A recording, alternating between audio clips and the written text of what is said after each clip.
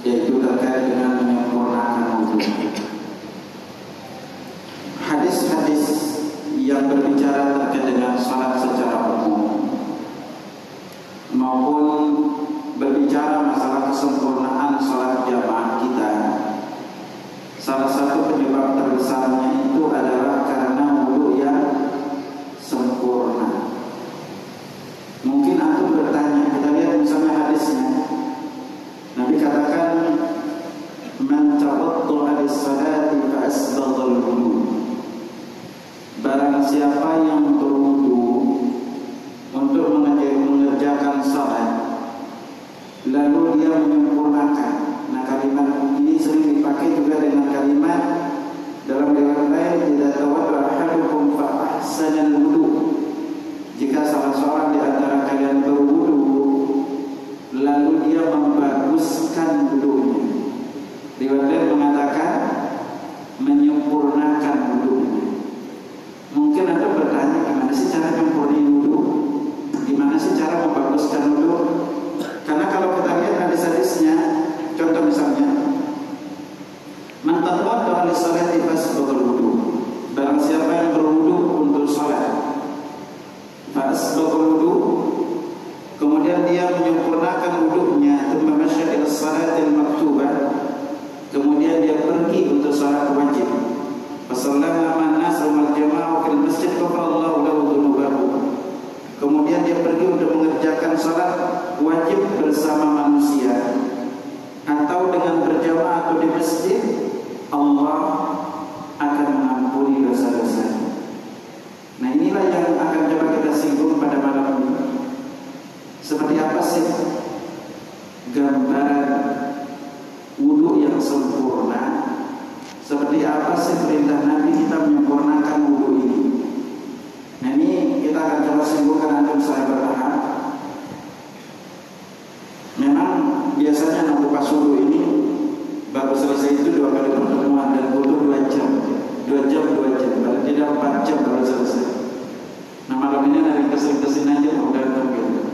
Tapi poin-poinnya akan kita ambil agar antum ngerti bahwa ini ternyata wudu yang sempurna itu seperti ini.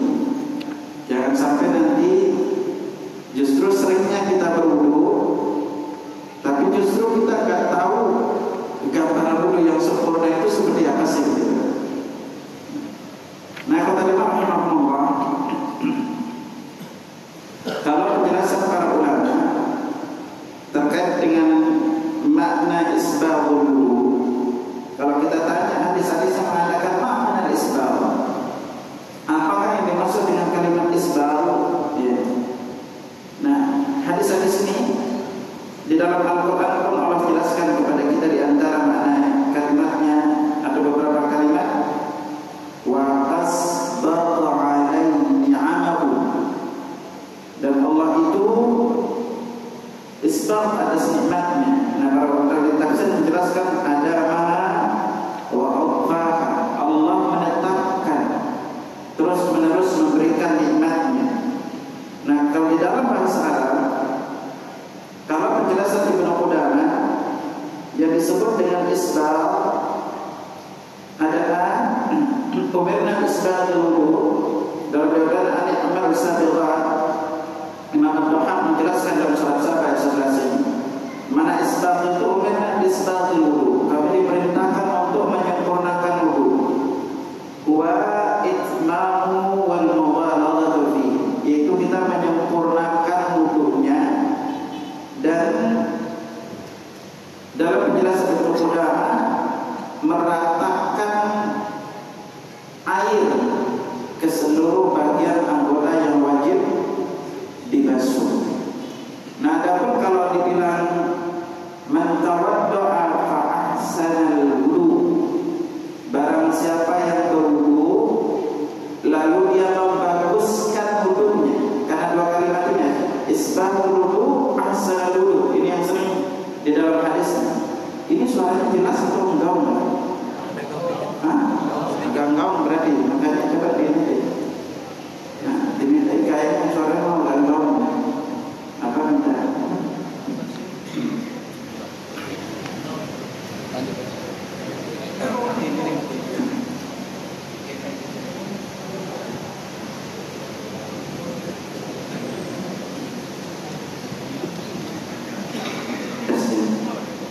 Nah, adapun kalimat fa'ahsanal wudu, membaguskan wudunya itu artinya dia menyempurnakan wudunya, juga melakukan sunnah-sunnah wudunya, sunnah dan adab-adabnya. Makanya penting juga nanti kita ketahui sunnah-sunnah wudu itu yang mana aja. Ini. Nah, kalau antum wudu seperti biasa saja dan tidak menyempurnakan wudunya, maka keutamaan yang kita dapat pun jadi berkurang. Yang lebih parah adalah kalau nanti wudunya, makanya kalau kita ditanya apa sih, apakah menyempurnakan wudu ini atau meratakan basuhan di bagian awal dari wudu ini hukumnya wajib, maka banyak para ulama juga mengatakan hukumnya adalah wajib. Ya, hukumnya wajib. Nah, kita akan singgung kekalian. Kalau kita berbicara di bab wudu, maka yang tidak boleh untuk dilupakan adalah yang harus benar-benar antum sempurnakan basuhannya. Masih jauh. Dikunci. Yang paling benar harus kita sempurnakan basuhannya itu 4. Jadi antum perhatikan baik-baik 4 ini ya. Itu agar ketika membasuhnya itu benar-benar disempurnakan basuhan ini. Nah, rukun wudu ini yang disepakati ada para ulama berdasarkan surat Al-Maidah ayat 6. Allah Subhanahu wa taala berfirman, "Ya ayyuhalladzina amanu idza qumtum ila sholati", wahai orang-orang yang beriman, jika kalian hendak salat, ingin mendirikan salat, maka yang pertama Allah perintahkan adalah faghsilu wujuhakum, basuh wajah kalian, wa aydiyakum ilal marafiq, tangan sampai ke siku, wamsahu bi ru'usikum, usaplah kepala kalian, wa arjulakum ilal ka'bain, kaki sampai dengan mata kaki. Berdasarkan ayat ini, maka kesepakatan ijma' para ulama bahwa yang dibasuh atau rukun wudu itu adalah 4 ini. Ijma' para ulama mengatakan rukun wudu ada 4. Jadi antum harus pastikan yang 4 ini. Karena yang sisanya, maka di antara ulama ada mengatakan sunnah, ada mengatakan wajib. Tapi kalau yang 4 ini disepakati. Ya. Pertama adalah membasuh wajah, yang kedua adalah tangan sampai siku, yang ketiga adalah mengusap kepala, dan yang keempat adalah membasuh kaki sampai dengan mata kaki. Nah, malam ini kita akan fokuskan di 4 ini, karena kalau mengupas sunnah-sunnah yang lain butuh pembahasannya lebih panjang. Nah, kata lima rahimahullah, pertama kita akan masuk di al-wajh, yaitu wajah. Ghuslul wajhi atau membasuh wajah ini adalah rukun yang pertama berdasarkan Al-Quran dan Sunnah, juga ijma' para ulama. Nah, kalau dalilnya adalah Al-Quran, Allah berfirman, faghsilu wujuhakum, basuhlah wajah-wajah kalian. Adapun secara dari hadis, maka banyak sekali hadis yang menjelaskan hal ini. Nanti akan kita singgung hadis penjelasan dari Rasulullah SAW yang diriwayatkan dari Utsman bin Affan terkait dengan perintah membasuh wajah. Bahkan para ulama menjelaskan terkait dengan ijma' itu sebagaimana dijelaskan oleh Imam At-Tahawi Al-Hanafi.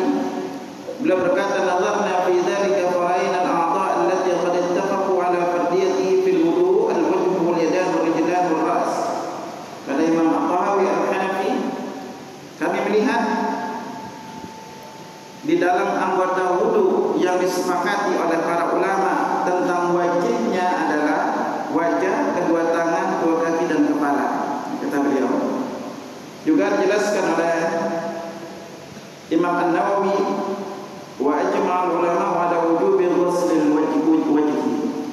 ulama sepakat ijma itu terkait dengan wajibnya membasuh wajah. Nah, kalau udah ijma menyelisih ijma termasuk perbuatan yang menyimpang. Ya. Makanya penting untuk perhatikan ijma para ulama. Perlu juga Anda memiliki buku terkait dengan ijma. Salah satu yang paling terkenal adalah ijma Ibnul Munzir. Al-Hafidz Ibnul Munzir itu sudah dijemahkan. Nama kita beliau al-ijma. Nah, kata kita akan masuk satu persatu pembahasannya. Nah, ketika mereka sepakat membasuh wajah,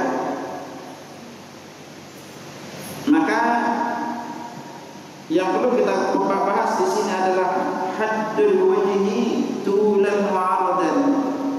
Manakah batas wajah memanjang dan melebar? Nah, ini ittafaqal fuqaha ala naqas wajhi min furudil wudu. Kalau para fuqaha ahli fikih semuanya sepakat membasuh wajah itu adalah bagian dari rukun wudu, walakin man hadda wajhil wajib ghaslu tulan wa ardan. Tetapi mereka berbeda pendapat terkait dengan batas wajib yang harus dibasuh baik secara memanjang maupun melebar. Nah, pada intinya penjelasan para ulama ini ujungnya adalah yang namanya wajah adalah dari tempat biasa tumbuh rambut. Jadi jelaskan min manabit asy-sya'r al-mu'tad, yaitu dari tempat tumbuhnya rambut ila dzaqam sampai ke dagu. Tulan ini memanjangnya. Wal udhun ila al-udhuni, telinga ke telinga ardan. Jadi kuncinya dari tempat biasa tumbuh rambut sampai ke dagu. Lalu dari telinga ke telinga, inilah yang lingkaran ini yang harus dibasuh. Ya. Nah, ketika kita membasuh wajah, adapun dari sisi caranya, maka tidak dijelaskan secara detail. Apakah harus menggunakan dua tangan atau satu tangan? Itu tidak mengapa. Kuncinya di bab wudu, yang pertama yang harus kita perhatikan adalah sedikitkan penggunaan airnya. Karena dalam riwayat Anas bin Malik diriwayatkan oleh Bukhari, Anas berkata kata Nabi sallallahu alaihi wasallam yatawaddau bil mudd. Nabi itu berwudu dengan satu mud. Kalau satu mud hitungannya itu kurang lebih, kalau lingkupan tangan, mungkin tangannya jahabat dulu pada gede-gede ya, diukur ternyata kurang lebih sekitar antara 500 sampai 700 mili, 250 mili air. Yang kita pakai untuk berwudu. Nah, berarti di sini kuncinya kita kecilkan airnya, kita sedikitkan airnya untuk berwudu. Jangan sampai airnya terlalu dibesarkan. Nah, untuk di wajah, maka dua posisi yang bisa kita kondisinya. Yang pertama itu adalah, ingat sebelumnya berapa kali sih kita harus membasuhnya. Maka riwayat-riwayat yang sampai kepada kita, model jumlah basuhan itu ada 4. Yang pertama, sekali semua. Inilah yang wajib. Ya. Adapun kalau 2 kali, ini afdal. Dan yang ketiga, sempurna dan afdal. Ya. Dan yang keempat, polanya itu adalah boleh untuk wajah 2 kali, tangan sekali, kaki 3 kali. Itu jadi boleh kita lakukan. Dan yang mayoritas kita dapatkan penjelasannya adalah khusus untuk kepala, maka yang paling kuat pendapatnya itu adalah nanti usapannya itu sekali. Pendapat yang paling kuat dibanding pendapat mazhab Syafi'i yang mengatakan diusap 3 kali. Ya, kita akan singkirkan satu persatu. Nah, jadi kalau wajah tinggal antum ambil air. Nah, untuk ibu-ibu misalnya lagi kondisi tidak pakai jilbab.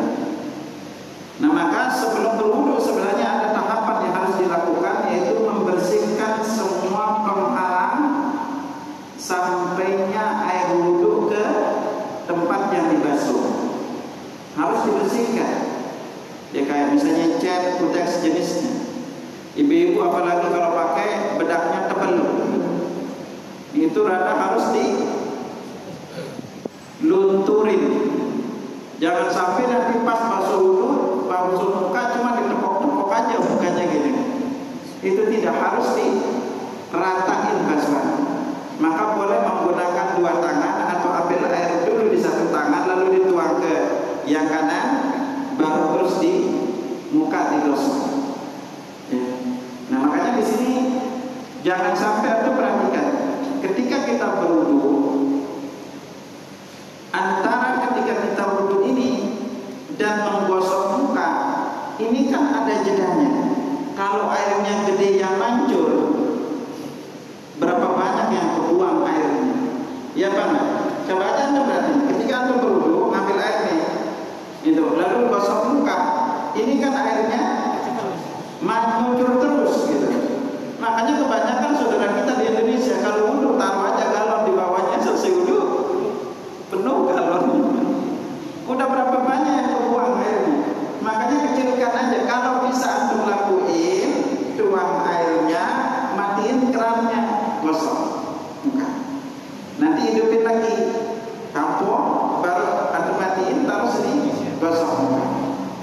Gitu. Jangan biarin mancur aja terus gitu. Gitu. Kalau kecil masih penting gitu kan. Tapi kalau gede, udah wudunya gini-gini tuh muka jimat di tempat sebelahnya gitu. Gitu. Ya. Nah ini tidak dianjurkan kita lakukan. Makanya kalau antum baca Imam Ahmad itu wudu, hampir air itu yang jatuh itu sedikit sekali. Nah makanya kita wudu. Jadi gosok muka. Nah kalau muka rada-rada lebih gampang. Nah kita diperintah temaka salah wajah utara teman-teman. Kemudian beliau itu membasuh muka sebanyak 3 kali. Nah 3 kali inilah yang sempurna basuhannya. Dan tidak boleh lebih dari 3 kali. Misalnya nih antum sekalian wudu mau ngadem gitu kan, mending cuci muka dulu. Jangan nanti lama digosok gitu. Apalagi sebagian kadang-kadang wudu kepalanya ditaruh digosok-gosok gitu. Nah ini bukan ini gayanya gitu. Lalu disiramin aja kepalanya digosok-gosok gitu. Bukan seperti itu polanya. Itu ngadem hubungannya. Atau misalnya di mentang-mentang wudunya di sungai, lalu wudunya di sungai digosok muka berkali-kali, tetap tidak boleh. Maksimal itu 3. Ya, kalau bisa sempurna sekali silakan. Ya, itu yang pertama. Nah lalu di wajah bagi yang memiliki jenggot tebal, Nabi tegaskan, diriwayatkan dari Anas bin Malik, Nabi sallallahu alaihi wasallam kana idza tawaddaa akhadha kaffan min ma. Nabi sallallahu alaihi wasallam apabila berwudu beliau mengambil seciduk air dengan telapak tangan beliau, fa adkhalahu tahta hanakihi fa khallala bihi nahyatahu. Lalu beliau memasukkan tangan yang berisi air itu ke bawah dagu beliau, kemudian beliau menyela-nyela jenggot beliau dengan air tersebut. Kemudian beliau berkata, hakadha amarani Rabbi azza wa jalla. Jadi kalau Anda punya jenggot yang tebal, maka ambil air jenggot, nanti tinggal masukin ke bawah jenggot. Tapi kalau jenggot antum dikit mah basuh muka aja udah rata semua gitu. Nah, kecuali kalau memiliki jenggot yang tebal ya. Kalau Indonesia rata sedikit jenggot tebal. Nah kalau wajah kata iman itu rada-rada lebih gampang ya untuk terkait dengan basuhan. Makanya jelaskan mayoritas ulama berpendapat bahwa perintah dalam hadis ini adalah perintah istihbab, itu hukumnya sunnah. Jadi kalau mengambil air lalu meratakan di jenggot secara hukum itu adalah sunnah. Apabila hal ini hukumnya wajib, maka perintah juga terkena kepada orang yang jenggotnya tipis.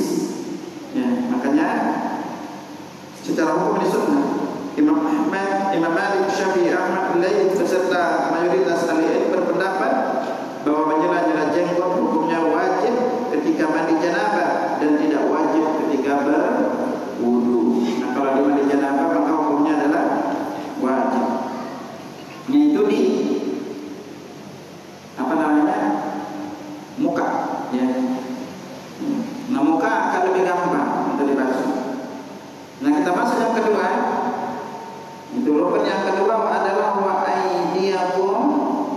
ilal marafiq, yaitu tangan sampai ke siku. Nah, di sini perintahnya adalah tangan sampai ke siku. Apakah siku masuk di dalam basuhan? Maka memang dari beberapa penjelasan yang ada, itu para ulama berbeda pendapat terkait dengan perkara ini. Yang dijelaskan zahabul jumhur ila wujubi dakhal al-mirfaqain fi ghusl al-yadayn. Adapun jumhur ulama, mereka berpendapat bahwa wajib memasukkan kedua siku di dalam membasuh kedua tangan. Memang dari ulama Hanafi menjelaskan oleh Zubair Abu Bakar bin Dawud la yajibu dakhal al-mirfaqain wa riwayah Malik wa Ahmad wa Rabi' bin Hazm. Namun di antara ulama ada yang menjadikan tidak memasukkan dua siku di dalam basuhan.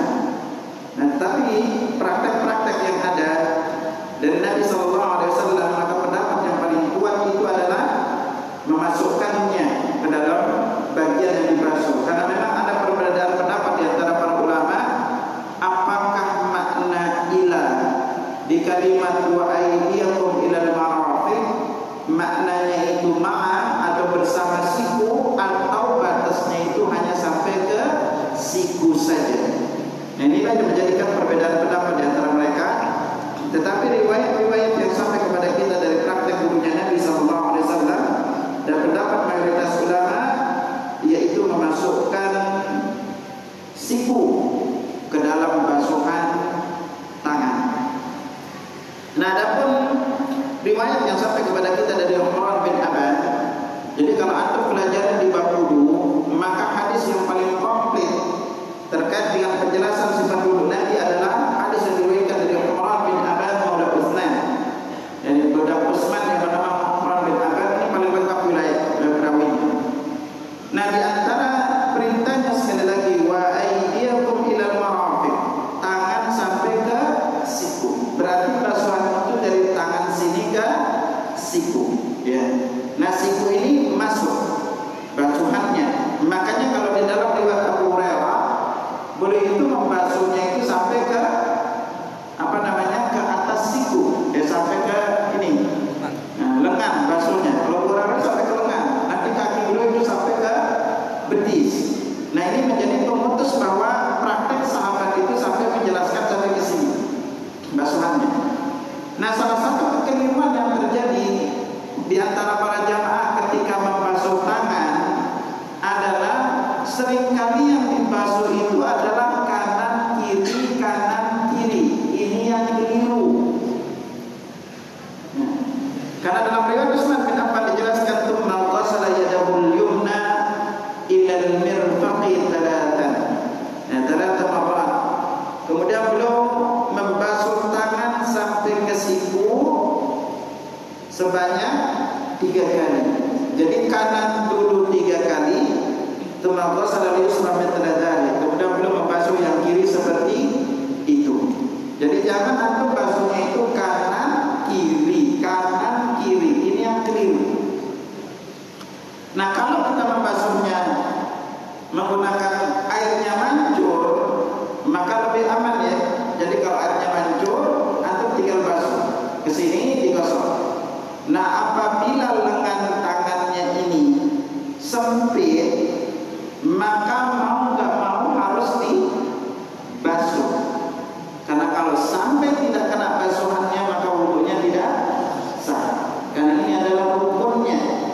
Maka kepada ibu-ibu perhatikan, jangan sampai ketika wudu itu lengannya ini ketat yang menyulitkan untuk ditarik ke atas. Nah, makanya kalau kita wudu dari sini tidak ada, tinggal gosok, ya, digosok sampai ke siku. Ini cara pertama. Jadi lakukan di sini 3 kali, baru ke sini ke kiri 3 kali. Ini cara pertama. Atau cara kedua, boleh untuk airnya dialirkan di sini. Jadi airnya mancur, kena siku, baru kita gosok. 2 basuhan ini bisa kita lakukan. Kuncinya lakukan dulu kanan 3 kali, boleh juga sekali kalau rata, atau boleh 2 kali, baru terus menuju ke kiri. Nah, kalau antum punya cincin atau jam yang agak ketat, maka usahakan untuk dilonggarkan agar semua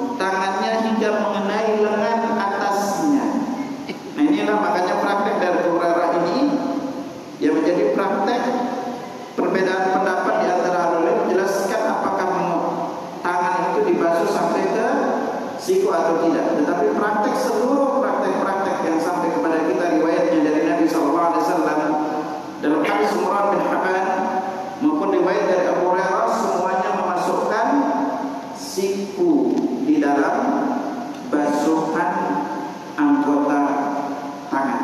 Ya. Nah, sekali lagi polanya bisa antum lakukan dua ya.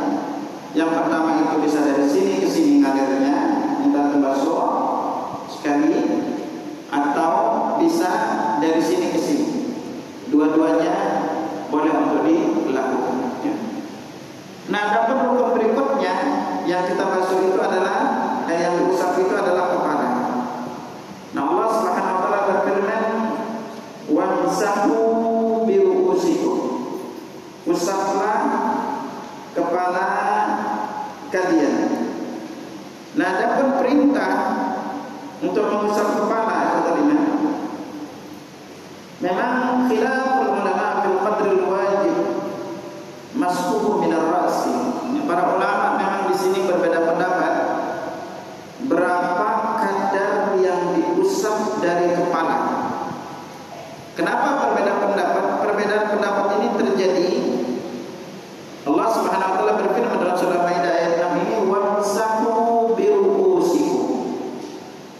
Nah, kalimat bi huruf ba bi ru'usikum ini apakah maknanya itu littabai yang menunjukkan setengah atau sebagian, atau lil ilsaq yaitu menempel.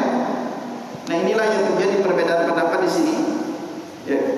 Tetapi salah satu yang menunjukkan bahwa riwayat yang benar maknanya dari beberapa ulama bahasa seperti Ibnu Burhan, beliau mengatakan barang siapa yang menyangka bahwa huruf ba di situ yaitu kalimat bi ru'usikum bermakna litabai yang menunjukkan setengah, maka itu berarti ia telah membawa kepada ahli bahasa Arab sesuatu yang tidak mereka ketahui. Nah, makanya itu Imam Sibawai, kalau anda belajar ilmu nahwu yang paling terkenal adalah Sibawai, beliau membantah di dalam 15 tempat di dalam kitabnya terkait dengan makna yang benar itu di sini adalah bahwa kepala itu diusap seluruhnya, bukan sebagian. Karena itu Imam Syaukani berkata pendapat yang mengatakan bahwa ba di dalam ayat ini ditadabbain adalah tidak benar, kata Imam Syaukani dalam kitab beliau Dalilul Autor. Imam Sibawai telah mengingkari orang yang mengatakan berpendapat demikian di dalam 15 tempat di dalam kitab beliau. Nah, makanya dari sini Imam Syaukani juga mengatakan ketika menjelaskan hadis terkait dengan mengusapnya. Nah, memang sebelumnya kalau anda melihat di Indonesia kan kita secara umum mazhabnya Syafi'i, dan memang penjelasan dalam mazhab Syafi'i itu adalah boleh mengusap sebagian kepala, bahkan sedikit saja yang boleh diusap. Tetapi riwayat-riwayat yang sampai kepada kita itu yang tepat adalah semuanya itu perintahnya adalah menggunakan dua tangan, dan perintah yang tepat itu adalah dari riwayat-riwayat yang sampai kepada kita adalah diusap seluruh bagian kepala.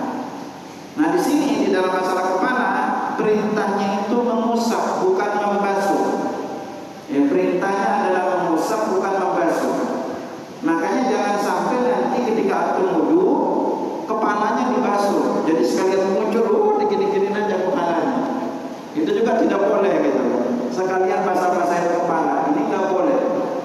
Nah, bagaimana cara mengusapnya? Maka mengusap itu ada dua kondisi. Satu, kondisi tidak pakai imamah atau jilbab. Yang kedua, kondisinya adalah rambutnya pendek dan rambut panjang. Nah, kalau ikhwan kan rata-rata pendek, ya ibu-ibu rata-rata panjang. Nah, gimana cara mengusapnya?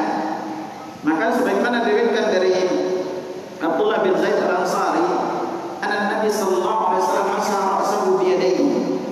Nabi sallallahu alaihi wasallam itu mengusap kepala beliau dengan kedua tangannya. Nabi bilangnya kedua tangan. Fa aqbala bihi wa adbara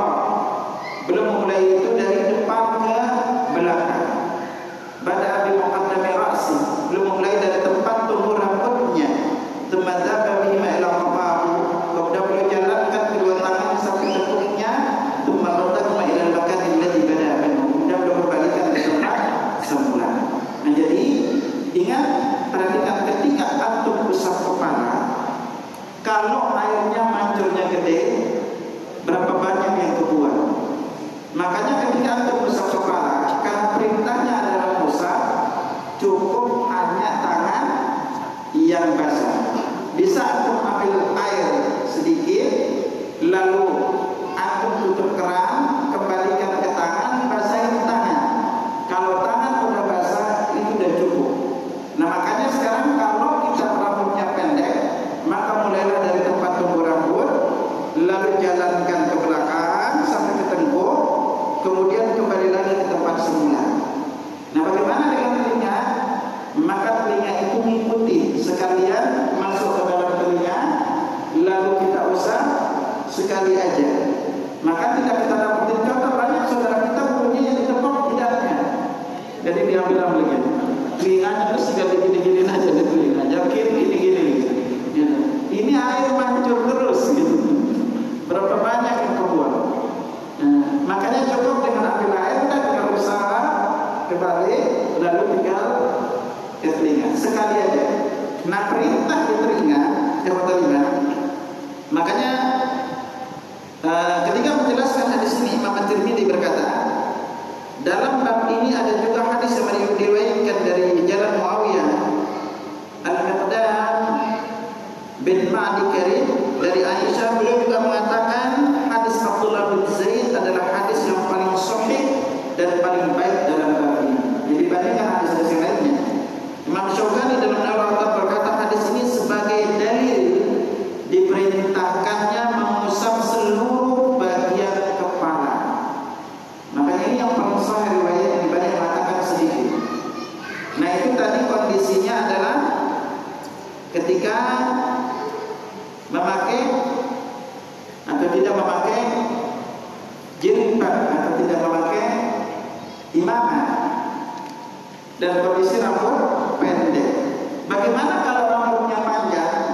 Maka kalau rambut panjang, maka yang dilakukan adalah boleh dia itu mengusap tanpa merubah model rambut. Contoh kalau rambutnya ibu-ibu kepang, caranya apa? Ambil air cukup diusap gini aja. Bisa diusap bagian belakang. Udah. Jadi tidak harus kayak tadi. Ya udah yang rambutnya panjang. Karena penjelasan kita dapatin itu dia mengusap itu tanpa merubah bentuk rambutnya. Kalau nggak berubah, kalau begini pasti berubah bentuk rambutnya. Kalau tidak berubah maka diusap. Nah, sementara kalau pakai jilbab, riwayat dari Ummu Salamah yang kita dapatin adalah maka beliau Ummu Salamah radhiyallahu anha itu mengusap di atas kepala beliau, di atas jilbabnya. Ya ibu-ibu makanya dikasih keringanan untuk mengusap di atas jilbab. Ya kalau memakai jilbab. Nah, ini keringanan. Nah, bagaimana dengan untuk telinga? Apakah kita harus menggunakan air sisa atau harus mengambil air yang baru? Maka riwayat yang pertama kita dapatin adalah riwayat dari Rubayyi binti Muawwidh, anna Nabi sallallahu alaihi wasallam masa bi ra'si min fadli ma kana bi yadihi. Nabi sallallahu alaihi wasallam mengusap kepala gitu dengan air, mengusap kepalanya dengan air sisa yang di tangannya, yaitu ketika sudah dilepas ya. Nah, juga bagaimana dengan apakah boleh untuk telinga kita ngambil air baru? Boleh untuk telinga kita ngambil air baru, tidak mengapa. Tetapi kalau kita langsung gunakan sekaligus, maka itu inilah yang lebih dicontohkan untuk kita lakukan. Nah juga boleh kita mengusap bagian pelipis. Memang ada dari Rubayyi binti Muawwidh yang berkata, aku pernah melihat Rasulullah SAW berwudu, kemudian beliau mengusap kepalanya, beliau mengusap bagian depan dan bagian belakang kedua pelipisnya dan kedua telinganya satu kali. Nah untuk di telinga makanya riwayat-riwayat yang sampai kepada kita, sebagaimana dikatakan Hafiz Ibnu Hajar Asqalani di dalam riwayat Sa'id bin Mansur ada penjelasan yang tegas bahwa beliau mengusap kepala satu kali. Ya, dan hadis tersebut menerangkan bahwa mengusap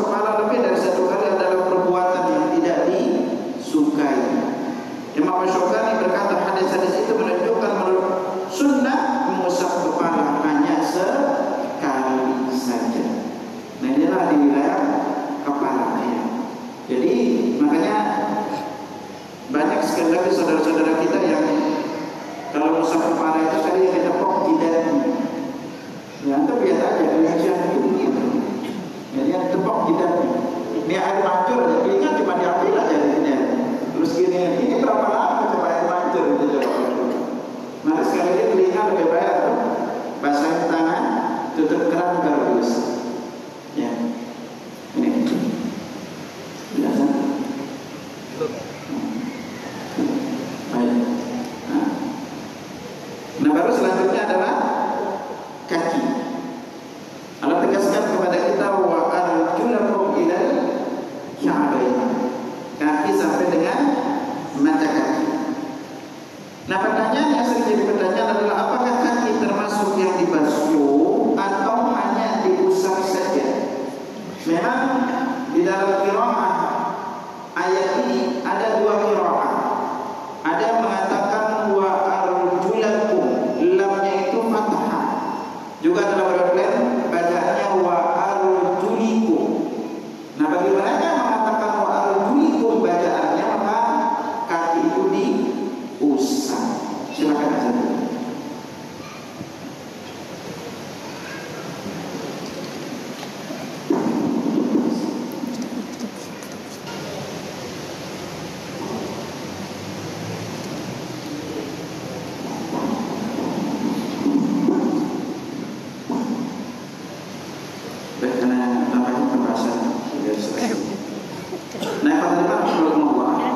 Jadi perbedaan pendapat terkait dengan kaki ini apakah dibasuh atau hanya diusap. Maka pendapat yang paling kuat adalah berdasarkan ijma juga dari para sahabat sebagaimana dinukil oleh Ibnu Hajar Asqalani, ajma ashabu Rasulillah sallallahu alaihi wasallam ala ghuslil qadamain. Jadi para sahabat itu ijma, ada sahabat Nabi sallallahu alaihi wasallam ijma bahwa kaki itu dibasuh bukan diusap. Bahkan dalam riwayat Abdullah bin Amr ia berkata takhallafa anna Rasulullah sallallahu alaihi wasallam fi safarin falaqna. Rasulullah sallallahu alaihi wasallam pernah tertinggal dari kami dalam satu perjalanan safarnya. Wa akhlaqna al-asra, dan sedang kami itu terpaksa menunda waktu salat asar. Faja'alna natawadda'u wa namsahu ala arjulina, maka kami mulai berwudu pada waktu itu dan kami mengusap kaki-kaki kami. Jadi sahabat saat itu tidak membasuh kakinya. Ternyata mengusap, hanya mengusap kakinya. Fanada bi ala zawjihi, kemudian beliau menyuruh wailul lil aqabi minan nar marratain aw thalathan. Celakalah tumit-tumit dari api neraka. Ya, beliau mengucapkannya 2 atau 3 kali. Maka di sini karena para sahabat itu hanya mengusap kakinya, Nabi mengatakan celakalah tumit-tumit dari api neraka. Dan inilah menunjukkan bahwa wajibnya untuk membasuh kedua kaki. Makanya Imam Muslim dalam syarah Imam Nawawi ketika mensyarah hadis ini dalam Sahih Muslim, beliau berkata maksud Imam Muslim membawakan hadis ini dalam bab ini bab wujub ghusli rijlain bi kamalihima, wajibnya membasuh kedua kaki dengan sempurna adalah untuk berdalil dengan hadis di atas wajibnya membasuh kedua kaki dan tidak cukup hanya dengan mengusap saja. Nah, jadi kaki itu perintah yang kuat adalah membasuh. Dalam riwayat Abu Hurairah sampai dijelaskan bahwa selain Yahudi yang al-asra besar. Jadi Abu Hurairah itu kemudian beliau membasuh kaki kanannya hingga mengenai betis dan beliau membasuh kaki kiri hingga mengenai betis. Kemudian Abu Hurairah berkata, "Hakadha ra'aitu Rasulullah sallallahu alaihi wasallam yatawadda." Seperti inilah aku melihat Rasulullah sallallahu alaihi wasallam itu berwudu. Jadi kaki ketika kita berwudu maka ada 2 kondisi. Satu kondisi adalah tidak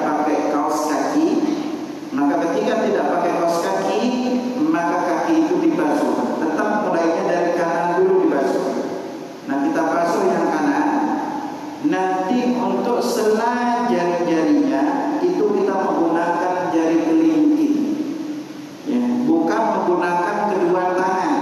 Banyak kadang-kadang kakinya dipakai ibu jarinya. Nah, sementara dalam riwayat Musta'id bin Shaddad al-Fihri dijelaskan beliau berkata, wahai Rasulullah sallallahu alaihi wasallam, idza tawadda yaqulu wa asaba rijlaihi bi hijrihi.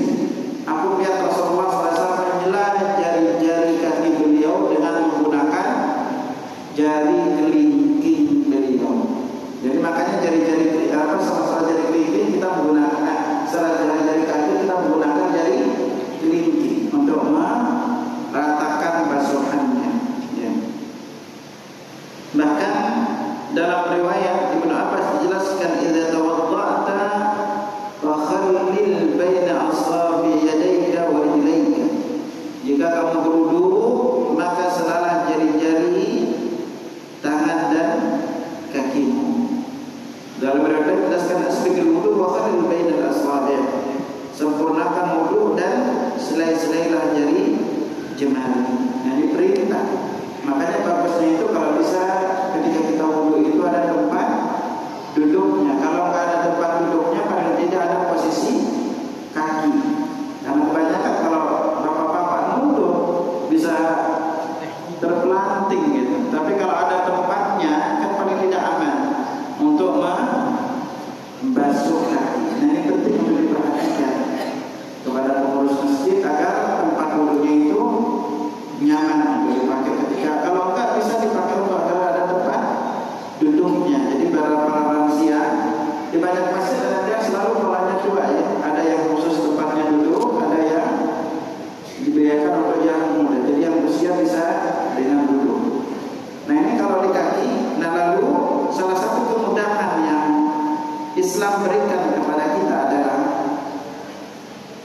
boleh kita mengusap di atas khuf atau di atas jawrab. Jawrab itu artinya kaos kaki.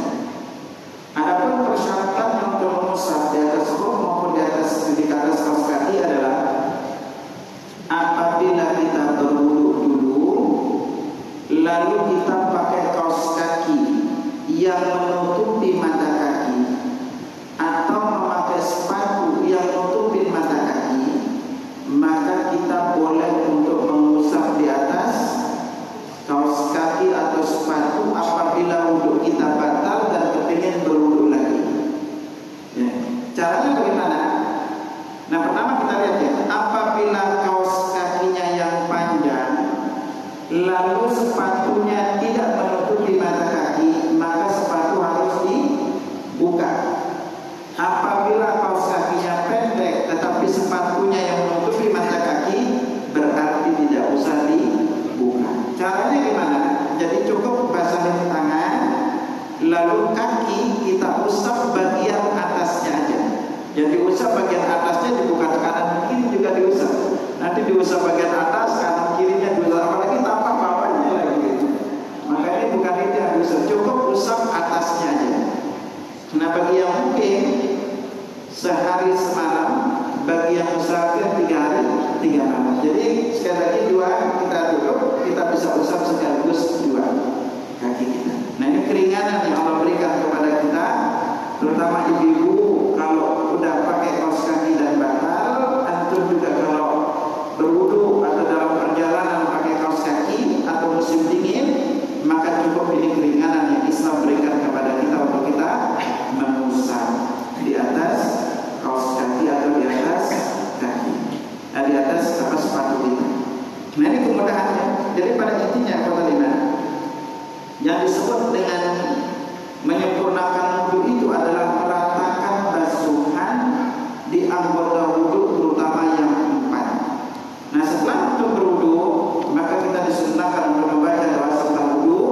Dan ketika membaca doa setelah wudu ini, tidak ada riwayat harus mengangkat tangan.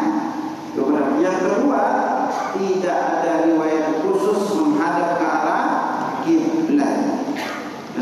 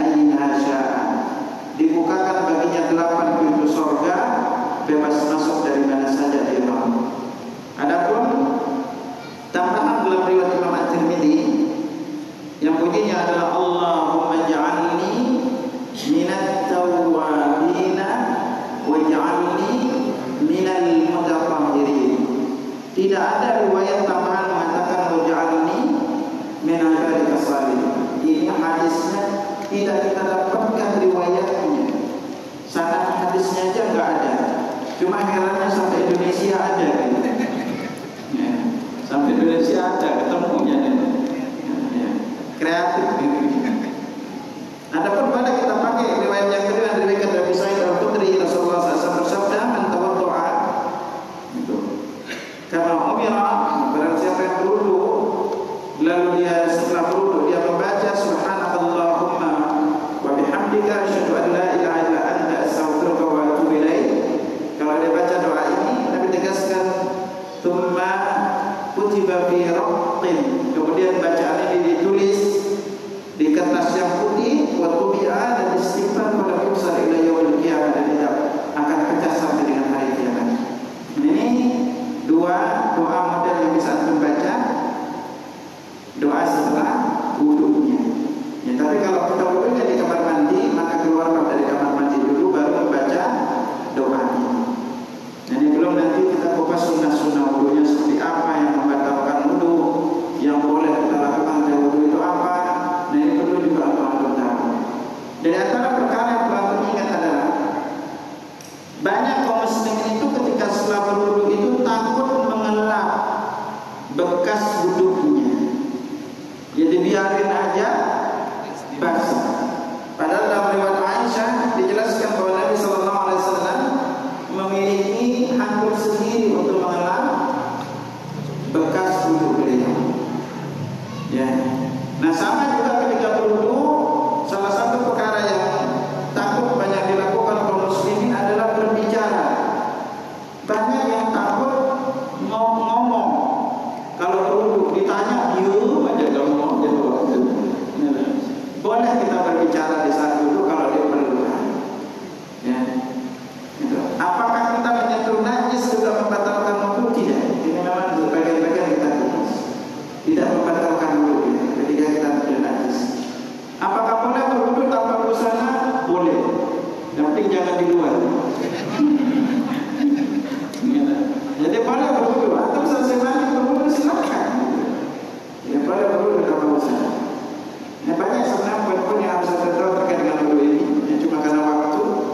Gitu. Ini perlu harus disebutkan nanti pembatal wudu, mana yang benar-benar membatalkan, disepakati oleh para ulama, mana yang tidak membatalkan, lalu perkara-perkara sunnah yang harus kita lakukan seperti apa.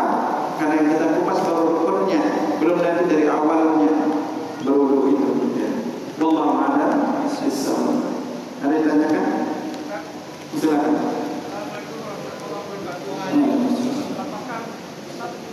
Sah wudunya ketika dilakukan di dalam kamar mandi dan berdoa di dalam mandi.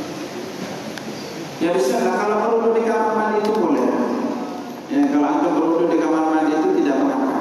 Ya, cuma memang di antara penjelasan ulama bahwa membaca bismillah adalah, ada yang menjelaskan hukumnya wajib, ada yang menjelaskan hukumnya sunnah untuk membaca bismillah sebelum berwudu. Nah, karena kita berwudu di kamar mandi termasuk perkara yang tidak dianjurkan menyebut nama Allah, maka cukup membaca itu dalam hati. Secara umum kita berwudu di kamar mandi itu sah wudu. Ya. Allah silakan. Kita belum kupas, Pak. Kita baru kupas kan ini. Tunggu episode berikutnya.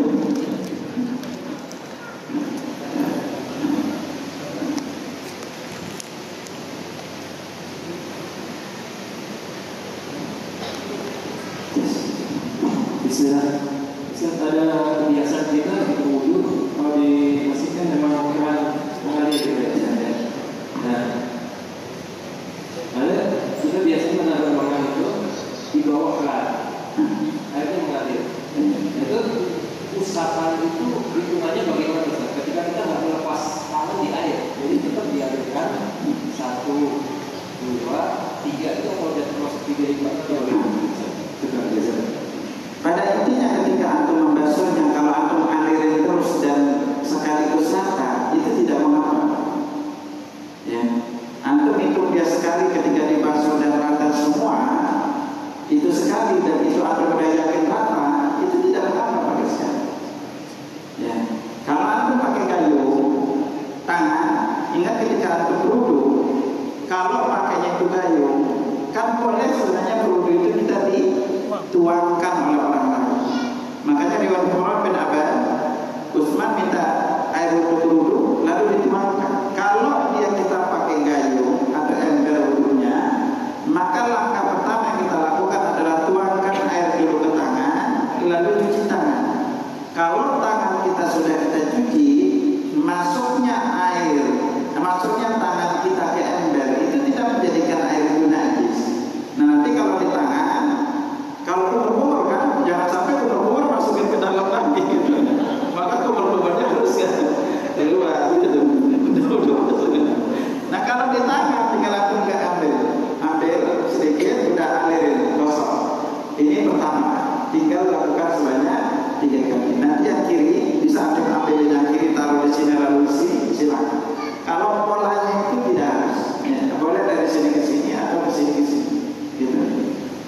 Ustaz kalau wudunya di sungai gimana? Ya ceburin aja sekalian gitu.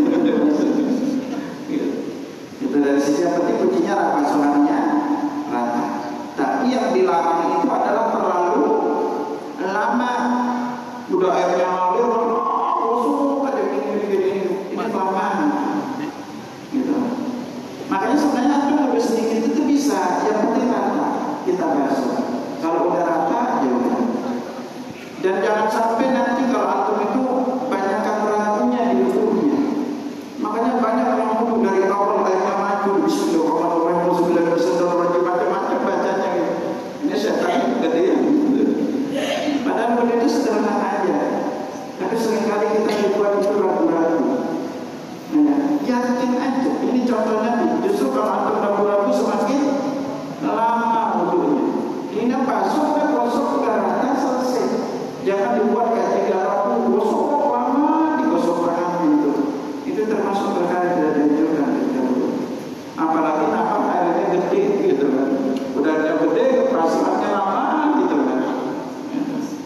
Nah, ya ingat sebelumnya tadi di kaki ya. Jangan sampai nanti kebiasaan antum wudu ini kalau lagi berdiri kakinya cuma digini-giniin doang. Itu juga nggak boleh. Gitu. Tapi digini-giniin aja pada kali gitu. Lebih bagus itu atau gosok jadi kaki itu dirata. Ya. Kalau luka Ustaz digif, apakah perlu diusap aja? Lalu bagaimana mewudukan orang yang sakit Ustaz? Tadi ini membahas itu. Kan kita masuk di bab. Nah, kalau bagian anggota wudu itu ada yang luka, lalu diperban atau digigit, yang luka ini menurut dokter akan kalau kena air akan melamakan sembuhnya. Kayak bapak-bapak misalnya operasi katar, itu operasi katar berarti berapa hari? 15 hari kan? Ada kitab. Nah, kalau nanti yang bagiannya mana yang bagian bisa dibasuh, basuhlah. Ya, yang bagian bisa dibasuh, pokoknya diratain aja basuhnya. Bisa antum lakukan misalnya di muka, kalau tanpa keciprat ini antum ambil air, yang penting diratain bagian yang luka tinggal diusap. Ya, sama juga kasusnya kalau tangan lagi digigit ya, mana yang bisa dibasuh, basuhlah. Misalnya karena itu apa singgung nih masalah, sehingga antum polanya gini, yang kena ini basuhlah. Nanti yang bagian tidak bisa kena cukup diusap. Itu aja. Sama juga di bagian lainnya. Nah, bagaimana kalau kita membutuhkan orang lain? Kalau membutuhkan orang lain, ambil aja yang 4 ini ya. Yang 4 ini dipakai, tinggal antum basahin. Jangan nanti yang mukanya disiram itu kalau juga itu. Tinggal antum basahin aja. Itu bagiannya bisa antum pakai tangan yang basah untuk dibasahin di bagian yang 4 aja udah cukup untuk dibasuh. Ya. Gitu. Yang coba. Gimana? Pakai basah bisa aja gitu. Yang penting rata aja basah ya, untuk mempermudah. Mandi Jumat dengan mandi junub boleh disatukan. Mandi Jumat dengan mandi junub bisa aja, bisa disatukan ketika sama-sama. Yang wajib ini memang pertama. Ada yang menjelaskan mandinya 2 kali juga begitu. Nah, makanya ibu sebenarnya gede pahalanya hari Jumat bukan malam Jumat. Ingatin tuh istri antum. Kalau malam Jumat nggak ada riwayatnya. Justru hari Jumat itu yang ini, yang besar pahalanya gitu. Karena persyaratan kebanyakan bilang malam Jumat semua bilang. Justru yang gede pahalanya hari Jumat. Karena penjelasan para ulama mengqassala wa qatasala, itu barang siapa yang kata qassala wa qatasala di antara ulama menjelaskan maknanya itu berhubungan suami istri agar mandi janabah. Ya, ingat dia beritahu bukan malam Jumat, hari Jumat. Hah? Ya sebelum sholat Jumat. Masa sebelum sholat Jumat itu enggak mandi. Tambah Ustaz. Ya, silakan. Kelingking. Bilang Nabi itu kelingking, arti bukan telunjuk. Bahasa Arab itu yang selingkuh ini. Kalau ini namanya sababa. Ibhamun sababa. Bukan pakai gini-gini caranya. Nabi bilangnya pakai gini.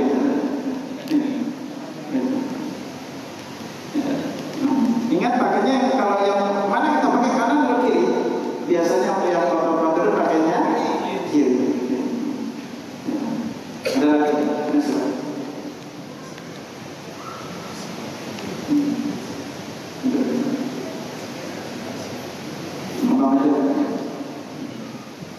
Besok untuk wudhu sendiri tadi yang disebutkan Rasulullah SAW jika lebih dari satu foot kira-kira sekitar satu botol aqua.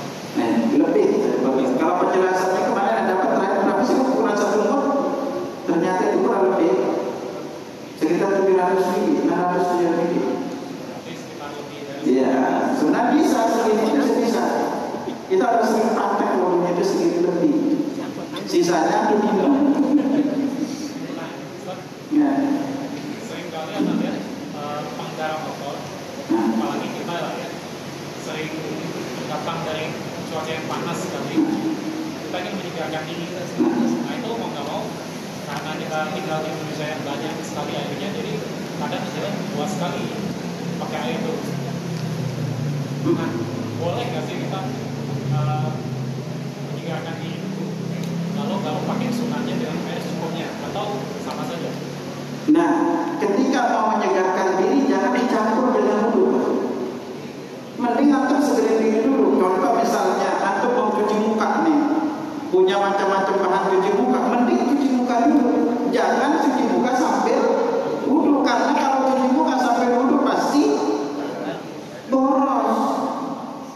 Nanti antum kepingin kepala lagi panas gitu. Masa sekalian begini-gini kepala gitu kan. Mending antum pakai ini kepala dulu, segering kepala, baru nanti wudhu. Gitu. Jadi jangan digabung antara nyegir itu dengan wudhu, karena pasti jatuhnya itu akan berlebihan. Tahu atau misalnya kalau sekalian muka segar begini aja kepala tuh digosok-gosok gitu. Kalau itu dilakukan ketika wudhu, berarti pasti basuhannya akan berlebihan. Mending antum segerin dulu, setelah itu baru wudhu. Gitu. Ya. Gitu. Ya Allah. Silakan berdua aja.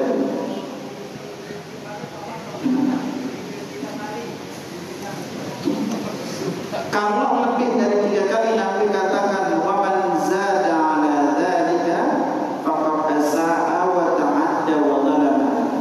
Barang siapa yang lebih dari 3 kali maka dia sudah berbuat buruk itu, lalu berbuat berlebih-lebihan. Dilarang justru lebih dari 3 kali. Ya membatil juga. Itu mentang-mentang di Indonesia banyak air gitu. Itu nggak boleh. Karena ini karena bukan masalah perkara banyak air tidak. Ini adalah berlebih-lebihannya. Makanya Nabi sudah tegaskan kepada kita, saat di ala umat di zaman akan datang nanti pada umat itu suatu zaman yang orang itu berlebih-lebihan ketika bersuci. Karena tidak boleh. Gimana? Ya kalau mandi menjemur ke kolam sekali aja, berendam aja tuh di kolam. Kalau mandi sih tidak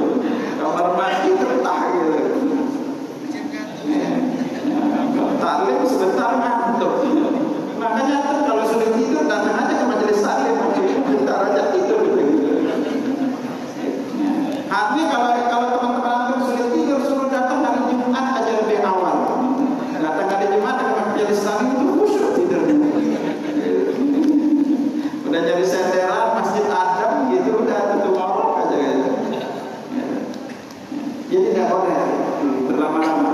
Berlebihan juga gunakan air tidak boleh. Ya, tidak dianjurkan. Silakan.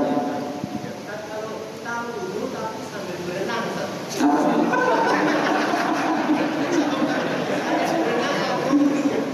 Apa?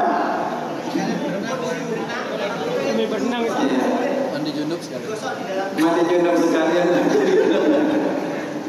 Nah, pada intinya kalau tempat kita berenang, pertama nih, ini kan nanti berbicara ini. Yang kedua, berbicara seberapa lama antum berendam. Ya kan? Kalau semakin wudhu berendamnya kelamaan, itu juga perkara tidak dianjurkan karena ini dua yang berbeda. Itu biasanya kalau berenang itu kan tempatnya dalam. Itu nah nanti kan antum akan menjadi rendamnya lama. Itu mending selesaiin berendamnya dulu baru wudhu sholat gitu. Jangan nanti sekalian berendam kepingin apa namanya sekalian nunggu sholat wudhu dulu. Beda halnya kalau kasusnya mandi. Kalau mandi janabah, antum bisa mengakhirkan basuhan kaki. Ya kan?